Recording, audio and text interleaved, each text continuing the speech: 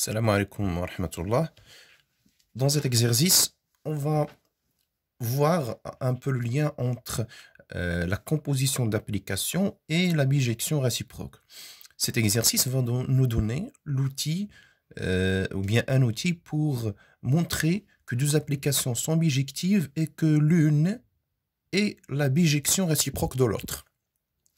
Soit les deux applications F, la première définie de E vers F, la deuxième de F vers E. Donc là, de E vers F, et la deuxième, c'est un peu l'inverse, c'est de F vers E. Tel que la composition, ou bien la composition de G et F donne l'identité de F. Et la composée de F et G donne l'identité de E. Donc je rappelle qu'est-ce que c'est que d'abord l'identité. Je vais faire un petit rappel. Je lis d'abord les questions. Montrer que F et G sont bijectives. Et montrer que la bijection réciproque de G est F. Et que la bijection réciproque de F est G. Un petit rappel, qu'est-ce que c'est que l'application identité? Donc, on considère par exemple un ensemble E, ou bien C, ou bien l'identité sur E.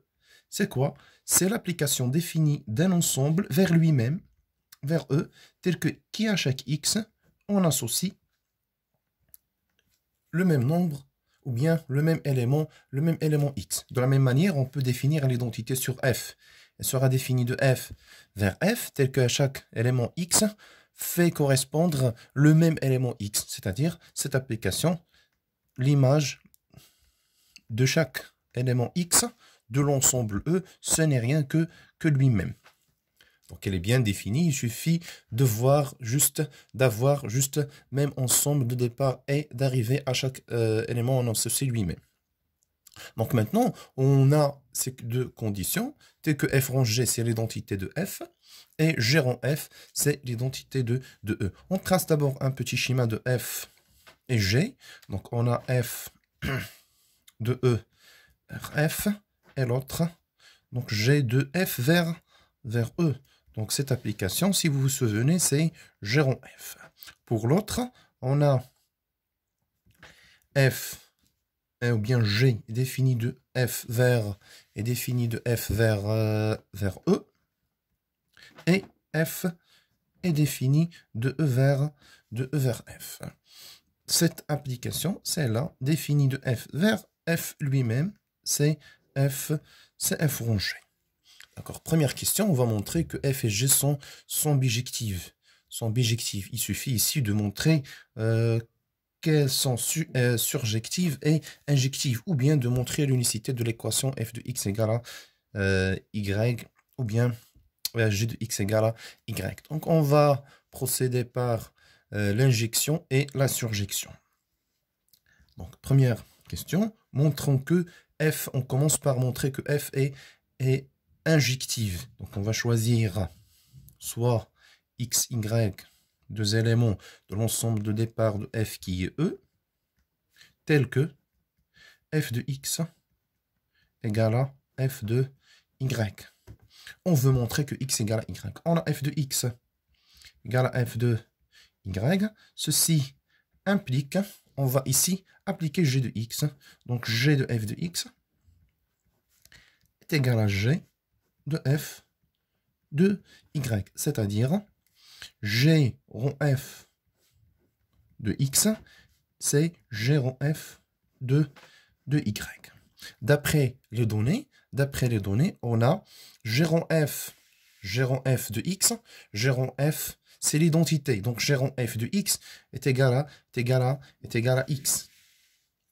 Ceci implique, puisque cette application est l'application identité sur E, donc ceci va donner x, et aussi g rond f de y, c'est y lui-même, parce que g rond f, c'est l'application identité, d'après ce petit rappel qu'on vient de voir ici. De la même manière, on peut montrer, donc ici, conclusion, alors f est injective. Maintenant, on veut montrer la surjection. La surjection de f. Donc, pour montrer qu'elle est surjective, on va choisir cette fois-ci soit y dans, soit y un élément de l'ensemble d'arrivée de l'application f, soit y dans f, parce que f est défini de f ou bien de E vers f. Donc montrons l'existence d'un élément. Donc on veut montrer que il existe un x dans E qui vérifie la chose suivante, que f de x égale à y. D'accord. On a y appartient à f. Et G rond f, ou bien si vous voulez f cette fois-ci rond G, c'est l'application identité sur f. Alors, le y, c'est égal à f rond G de y. Y est égal à l'image par f rond G de lui-même. C'est-à-dire y est égal à f de G de y. Alors, qu'est-ce qu'on remarque ici? Si vous posez celui-là, par exemple, c'est le x qu'on cherche. C'est le x qu'on cherche, si vous voulez. Alors, on pose x égale g de y. Est-ce que maintenant, le x qu'on veut montrer qu'il existe, est-ce qu'il appartient à E? Oui, il appartient à E. Pourquoi? Parce que, remarquez bien qu'on a G et l'application définie de F vers E. Alors, l'image de Y appartient à E. C'est-à-dire, c'est le X qui appartient à E. Conclusion, on a choisi Y dans F et on a montré l'existence d'un X qui est G de Y tel que F de ce X est égal à F de ce X est égal à Y, d'où ici on peut conclure que F est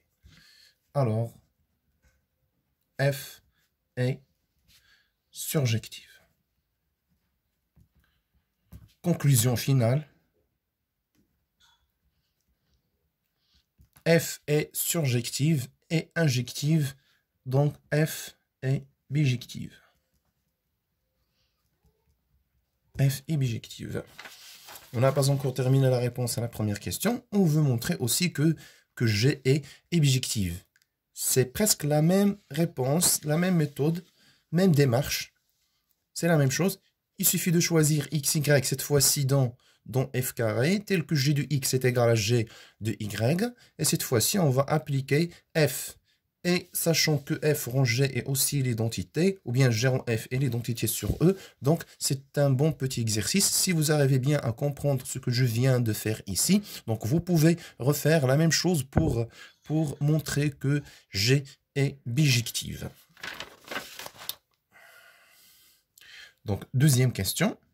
Donc là, la suite de la réponse, vous pouvez la faire pour G. Donc, on suppose ici bien qu'on a répondu à la question telle que G est bijective. Donc, on peut même écrire, on procède de la même manière pour montrer que G est bijective. Maintenant, on veut montrer que G-1 est égal à F. Et que F-1 est égal à G. Alors, on veut montrer l'égalité de deux applications. Donc, il suffit de montrer l'égalité de G-1 de X et de F de X, quel que soit X dans E. Quel que soit X dans E. Donc, je rappelle ici que F est bijective. Donc, elle est de E vers F. Et je rappelle aussi que G-1 est de E vers F. Parce que G était de F vers E. Donc sa bijection réciproque est de E vers F. Donc on a même ensemble de départ, même ensemble d'arrivée. Il suffit de maintenant montrer que, donc soit X dans E. Montrons que il suffit maintenant de montrer que f de x est égal à g-1 de g-1 de x. On a g rond f de x égale à x. Parce que g rond f, c'est l'application identité. Alors, ceci implique que g de f de x est égal à x. Un petit rappel, on peut même le montrer en exercice si vous voulez. Si f est une application de E vers f qui est bijective, alors f rond f moins 1, c'est-à-dire la composée de f et sa bijection réciproque. C'est aussi l'application identité, ça donne exactement x. Et ceci, quel que soit x dans f. Et aussi, quel que soit x dans E, on a f moins 1 rond f de x est égal aussi à x. Donc, c'est une règle bien connue, vous pouvez la voir dans votre cours, sinon on peut la démontrer bien facilement. On va utiliser l'une de ces deux propriétés pour répondre. Donc, je continue mes implications. Donc, on a g rond f de x égale à x implique. Donc, je continue sur celle-là. Je vais appliquer cette fois-ci g-1. Alors, g-1 de tout ça, de g rond f, si vous voulez, ou bien g de f de x est égal à g-1 de x. g-1 de x. Remarquez bien qu'ici qu'on a g-1 de g. C'est-à-dire ça, ce n'est rien que g-1 rond g, le tout appliqué à f de x. Le tout appliqué à f de x est égal g-1 de x. D'accord? Donc là, je rappelle, nous avons g rond f, g de f de x est égal à x. Ici, j'applique g-1 sur ce premier côté de cette égalité et aussi sur le deuxième côté. Donc, g-1 de tout ça est égal à g-1 de x. C'est ce que j'ai écrit ici. Là, nous avons, si vous voulez, la composée de 3 applications. Et ici, je vous invite à voir la vidéo sur la composée de 3 applications. La composée de 3 applications. Ici, j'ai mis en ligne une vidéo sur la composée de 3 applications. Vous pouvez la revoir pour continuer à suivre ici. Donc, on a ça. Donc, g-1 de g de f de x, c'est g-1 rond g appliqué à f de x. Donc, c'est ça. Et d'après le rappel qu'on vient de voir ici, la composée de f-1 et f, ou bien de g-1 et g, c'est l'identité. Donc, ça donne le même élément. Ici, nous avons g-1 rond g de f de x. Ça va donner même f de x. Donc, g-1 de g de n'importe quoi ici, ça donne ce n'importe quoi. Donc, ici, f de x est égal g-1 de x. Donc, c'est ce qu'on veut montrer. C'est ce qu'on veut montrer. Maintenant, on va montrer que, première étape, qu'est-ce qu'on veut montrer cette fois-ci? On veut montrer que, d'après la question, on veut montrer que f-1 est égal à g. Donc, soit cette fois-ci, x dans f. Parce que normalement, il doit être dans le départ de g, qui est même le départ de f-1. Montrons que f-1 de x est égal à g de x. On va procéder presque de la même manière, si vous voulez. On a f de g de x est égal à x. Donc, ceci implique, ici, cette fois-ci, je vais appliquer f-1. Je vais appliquer f-1 à ces deux côtés. Donc f-1 de f rongé de x est égal à f-1 de x. Ici, s'il faut remarquer, c'est la composée de trois applications qu'on peut écrire encore une fois. C'est f-1 rond f de g de x. Donc, même justification que dans le cas précédent.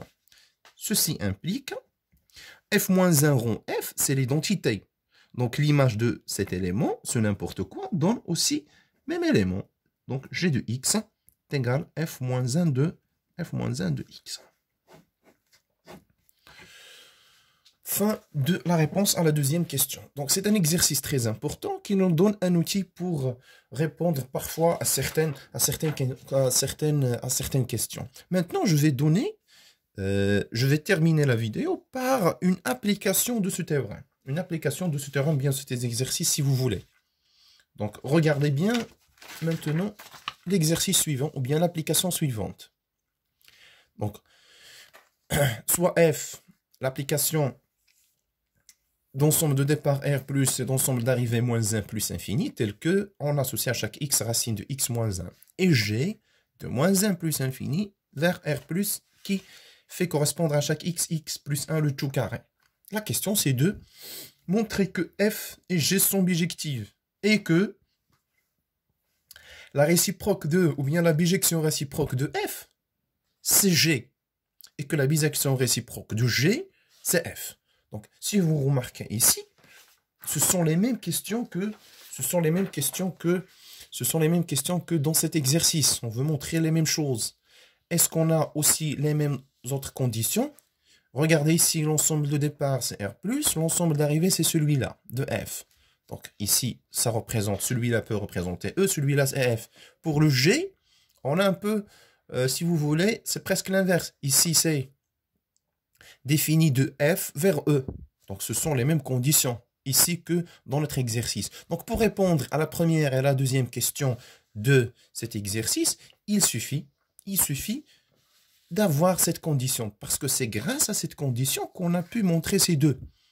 Donc, pour montrer qu'elles sont bijectives et que l'une est la bijection de l'autre, ou bien chacune est la bijection de l'autre, il suffit de montrer que leur composé donne l'identité. Que leur composé donne l'identité. Et bien sûr, les deux composés, f rond g et g rond f. On va essayer de voir est-ce que c'est satisfait dans cette application ou non. On a, donc je vais répondre aux deux questions à la fois si vous voulez. Donc, soit, bien je vais fixer soit si vous voulez, soit x dans R+. Soit x dans R+, qui représente ici le E. Donc, on doit montrer que G rond f est égal à l'identité de E, c'est-à-dire G rond f de x est égal à x. Donc, je vais calculer G de f de x. Donc, G rond f de x. C'est G de f de x. C'est égal exactement. Donc, je vais calculer l'image de f de x par G. G, c'est x plus 1 le tout carré. Donc, c'est x plus 1 le tout carré. Ça donne exactement, c'est f de x plus 1 le tout carré. Je reviens pour remplacer avec l'expression aussi de f. Donc, f de x, c'est racine x. Donc, si vous voulez la voir ici. Donc, c'est racine x. C'est racine x moins 1 avec le plus 1, le tout carré. C'est racine x carré, ce n'est rien que x. Alors, on peut dire que G rond f, c'est l'identité, c'est l'application identité sur R+, si vous voulez. Il reste juste à montrer l'autre. Donc, soit cette fois-ci, x dans l'intervalle moins 1 plus infini, moins 1 plus infini. On va calculer cette fois-ci f rond g de x. C'est f de g de x. C'est f de g de x. Je vais calculer cette fois-ci l'image l'image de G par F. Donc, je rappelle, c'est quoi le F? F, c'est la racine moins 1. Donc, c'est la racine carrée de G de X moins 1. Moins 1. Ici, on note bien que nous avons le droit de mettre le G de X dans la racine carrée. Parce que l'ensemble d'arrivée de G de X, c'est R+. Donc, bien sûr, quel que soit X dans cet intervalle, son image appartient à R+, et donc, elle va être positive. Donc, est égal, c'est la racine carrée de G de X qui est X plus 1 carré, qui est X plus 1, oui, carré, et je n'oublie pas le moins 1. Donc, c'est égal, ici, c'est la valeur absolue de X plus 1. Moins 1. N'oubliez pas qu'on a choisi notre x de l'intervalle moins 1 plus infini. Donc, x supérieur à moins 1 implique que x plus 1 est positif. Donc, sa valeur absolue est égale à lui-même. Donc, c'est égal, je continue, c'est x plus 1 moins 1. Ce n'est rien que le x. Alors, on peut dire ici que f rangé est égal à l'identité sur l'intervalle moins 1 plus infini. L'identité sur l'intervalle moins 1 plus infini. Alors, conclusion, G rond f est égal à l'identité sur R+, f rond G est égal à l'identité sur moins 1 plus infini. D'après l'exercice précédent, on peut conclure facilement que f et G sont bijectives et aussi que la bijection réciproque de f est G de X. C'est-à-dire, on peut dire que f moins 1 de X est égal à G de X, qui est X plus 1, le tout carré, et ceci, quel que soit X dans quoi? Ici, nous avons de R+, dans l'intervalle moins 1 plus infini. On peut dire aussi que, quel que soit X dans R+, cette fois-ci, quel que soit X dans R+, le G-1 de X, c'est F de X, c'est la racine de X moins, c'est la racine de X moins 1. Donc, c'est en quelque sorte un nouveau outil pour montrer que la bijection d'une fonction est l'autre, mais à condition d'avoir que leur composé f rond g, g rond f est égal aux identités des deux. Mais ce n'est que lorsque la question est montrer que la bijection de réciproque de l'une est l'autre. Montrer que la bijection réciproque de l'une est l'autre. Mais dans la question générale, là, on demande, par exemple, déterminer G-1, par exemple, ou bien F-1. Là, on ne connaît pas que serait cette expression. Donc, on ne va pas vérifier F rond G parce qu'on ne connaît pas déjà les deux applications. Mais lorsqu'on a les deux expressions explicites de F et G, et on se demande de montrer, par exemple, que F-1 est égal à G, lorsque la question est celle-là, et nous avons l'expression de F et l'expression de G, là, on peut appliquer ce qu'on vient de voir. Sinon, eh bien, on peut faire les règles usuelles de calcul de G-1. J'espère que vous avez bien aimé cette vidéo. N'oubliez pas de s'abonner et d'activer les notifications pour recevoir les nouveautés.